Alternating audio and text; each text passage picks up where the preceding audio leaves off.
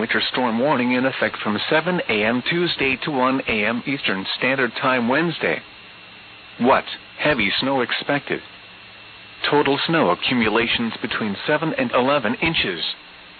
Where? Portions of western Massachusetts, eastern New York, and southern Vermont.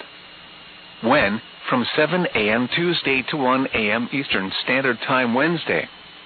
Impacts, roads, and especially bridges and overpasses, will likely become slick and hazardous. Travel could be difficult to impossible.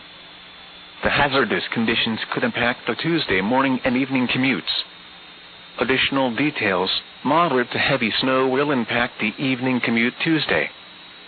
Snowfall rates of 0.5 inches to 1 are expected within the warned areas. Caution is advised for all motorists. If you must travel, keep an extra flashlight, food, and water in your vehicle in case of an emergency.